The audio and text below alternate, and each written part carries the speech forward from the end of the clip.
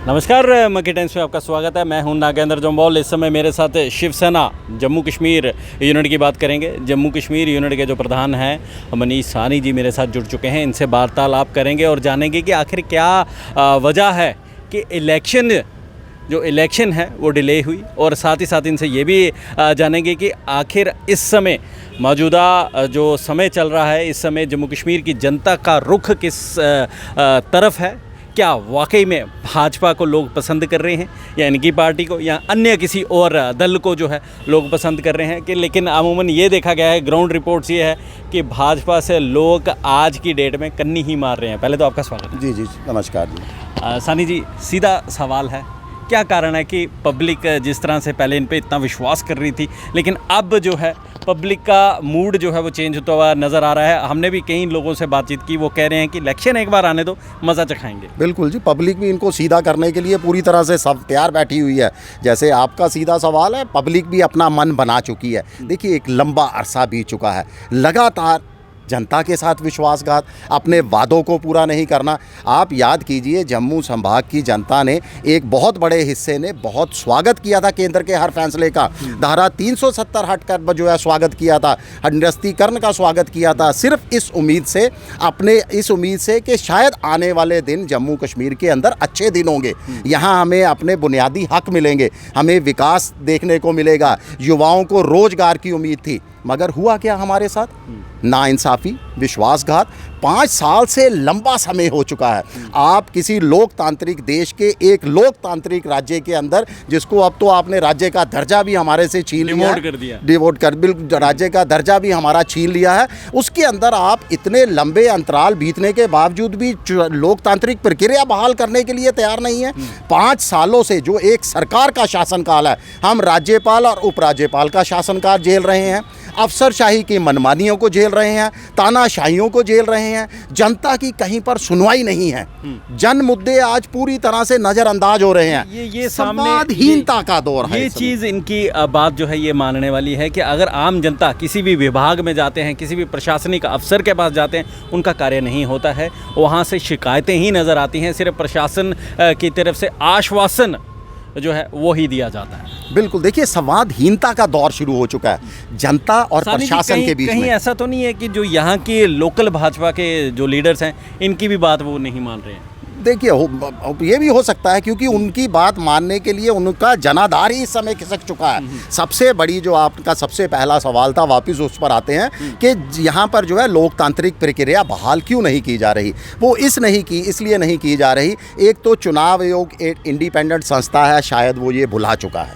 वो सत्ताधारी पार्टियों के सरकार के इशारे पर काम कर रहा है। और जम्मू कश्मीर, जहाँ पर बीजेपी का जनाधार पूरी तरह से खिसक चुका है, चुनाव आयोग भी अपने कर्तव्य का पालन नहीं कर रहा। हम लगातार, शिवसेना अपने दम पर भी, तमाम ऑल पार्टियां जिसमें माइनस बीजेपी कर दें, हम कई बार चुनाव आयोग से गुहार लगा चुके हैं कि आप बताइए, जम्मू कश्मीर के अंदर आप चुनावी प्रक्रिया जनता को चुनी हुई सरकार क्यों नहीं दे रहे? चुनाव आयोग के पास कोई जवाब नहीं है। लगातार जो है केंद्र सरकार भी लगातार ये दावा करती थी कि जम्मू कश्मीर के हालात सुधर चुके हैं, जम्मू कश्मीर में अमन बहाली कायम है। मगर अचानक कुछ दिन पूर्व जो माननीय गृह मंत्री जी के साथ प्रदेश नेताओं की बैठक हुई, उसके बाद जो सूत्रों से हमें जानकारियां मिलकर बाहर आई, ये सवाल था अभी कि एक बार जो है सुरक्षा का हवाला दिया जा रहा है, जिसको आप लगातार, जिस कश्मीर के हालातों को आप ढिंडोरा पीटकर पूरे देश के अंदर अपनी राजनीतिक रोटियां सेकते रहे, आज जब जम्मू कश्मीर की बात आई, वहां आप चुनाव करवाने से भाग रहे हो। पूरे देश में आपने कश्मीर के नाम पर, जम्मू कश्मीर के नाम पर वोट बटोरे हैं, और उसी राज्य के अंदर आप लोकतांत्रिक प्रक्रिया बहाल करने के लिए तैयार नहीं है। सुरक्षा का हवाला दिया जा रहा है। यानी सरकार ये खुद मान चुकी है कि पिछले 4 सालों से, जब से धारा 370 हटाई है, ज़मीनी हालात के अंदर कोई बड़ा बदलाव देखने को नहीं मिला। सानी जी, अगर आम जनता की बात की जाए, उनका अभी भी मानना है कि पहले जिस तरह से यहाँ पर कश्मीरी पॉलिटिकल जो लीडर हम पे थे, हावी थे, आज भी वो कहते हैं कि इससे मौजूदा जो प्रशासन रूल है उससे अच्छा वही थे। देखिए, बिल्कुल, आज देखिए आप उससे ना कम कुछ से तो काम उससे हो ही कम रहा से था। कम हमारे घर के अंदर नौकरियां रहती थी। जो विकास के लिए पैसा आता था हमारे घर में रहता था। घर से मेरा मतलब है कि अगर जम्मू संभाग को 40 मिलता था तो 60 हमारे ही कश्मीर को मिलता था। अगर 100 नौकरियों में से 70 कश्मीर को मिलती थी तो 30 जम्मू को भी मिलती थी। आज तो हालात बिल्कुल उल्टे हैं। आज तो हमारे घर का जो है वो बाहर जा रहा है। जम्मू कश्मीर का व्यापार ख़त्म कर दिया गया है। बाहरी लोगों का व्यापार पर एकाधिकार बढ़ता जा रहा है। जम्मू कश्मीर के अंदर जितने टेंडर हो रहे हैं, जितने नए काम बन रहे हैं, सब बाहरी लोगों को दिए जा रहे हैं। स्मार्ट सिटी के नाम पर जम्मू को लूटा जा रहा है। जम्मू कश्मीर की जनता का पैसा पानी की तरह बहाया जा रहा है। तो इस तरीके के नए जम्मू कश्मीर की हमें उम्मीद नहीं थी, ना ही जनता को उम्मीद थी। जनता इस समय अपने आप को बहुत ज़्यादा ठगा हुआ महसूस कर रही है और कंफ्यूज भी है बहुत ज़्यादा। कि आखिर चुने किसे। देखिए नहीं, ऐसा कुछ नहीं है, कंफ्यूज बिल्कुल नहीं है। ये वो जरूर मन बना चुकी है कि बीजेपी को तो नहीं चुनेंगे।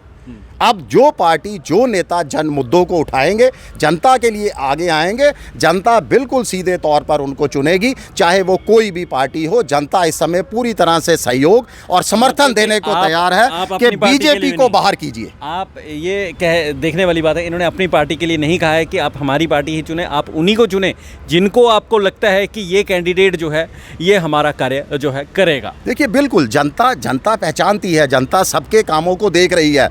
जनता ने ये तो 110% मन बना लिया है कि बीजेपी को पूरी तरह से उसकी औकात दिखानी है, उसको आईना दिखाना है। और बाकी मैं सारी पार्टियों से गुजारिश करता हूँ, सारी पार्टियों से अपील करता हूँ, और कर भी रही हैं तमाम पार्टियां इस समय। आप देखिए कश्मीर की पार्टियां भी इस समय जम्मू के मुद्दों को उठा रही हैं। तमाम पार्टियां मिलकर भी एक प्लेटफार्म से भी जनता की आवाज़ को उठाया जा रहा है। आप देख लीजिए टोल प्लाजा को लेकर तमाम पार्टियां बाहर निकली, स्मार्ट मीटर को लेकर तमाम पार्टियां बाहर निकली। यानी अब मुद्दों की राजनीति होगी, मुद्दों के ऊपर काम किया जाएगा, जनता की आवाज़ गूंजती हुई सुनाई देगी, ना कि किसी सत्ताधारी पार्टी की, बीजेपी की। मैं डॉक्टर फारूक अब्दुल्ला पे आऊँगा, उनकी बयानबाजी आती रहती है और ऑल पार्टी मीट में आप भी जाएंगे, जिस तरह से उन्होंने बोला हुआ है कि मीटिंग होगी। आपको नहीं लगता कि आप लोग जो हैं अपोजिशन में होके सारे दल मिलके भाजपा के साथ, पिछली बार भी आपने लड़ाई लड़ी थी लेकिन मुक्की खानी पड़ेगी, इस बार क्या लग रहा है कि उम्मीद है? देखिए पूरी उम्मीद है। देखिए विश्वास। और लीडर कौन होगा अगर जीत गए तो? देखिए सब पार्टियों के अपना अपना एजेंडा है। जो ऑल पार्टी की मीटिंग है, पहले मैं इसके बारे में आपको क्लियर कर दूं, आपके व्यूअर्स को क्लियर कर दूं कि पार्टियां अपने बलबूते पर अपने आप ही चुनाव लड़ेंगी। जो ऑल पार्टी की मीटिंग हो रही है वो किसी ना किसी एक एजेंडे को लेकर हम हर बार बैठते रहे हैं और हर बार हमारी एजेंडे के ऊपर ही टॉक होती रही है, एक कॉमन मिनिमम प्रोग्राम के ऊपर टॉक होती रही है। लेकिन इस बार भी जी एक सवाल आम जनता का ये हमेशा उठता रहा है कि जम्मू के लीडर्स जब भी इन कश्मीरी लीडर्स के साथ मिलते हैं, जम्मू की बात रखने में इतना दमखम नहीं रखते, क्योंकि हर बार उन्होंने जम्मू के लोगों को दबाया ही है। देखिए अब हालात बदल चुके हैं। अब कश्मीर की लीडरशिप, आपको अंदर की बात बताऊं, कश्मीर की लीडरशिप, कश्मीर की जनता कहती है कि जम्मू के नेता आगे आएँ, और आ भी रहे हैं कि जम्मू के नेता आगे आएँ और इस पूरी मुहिम को लीड करें।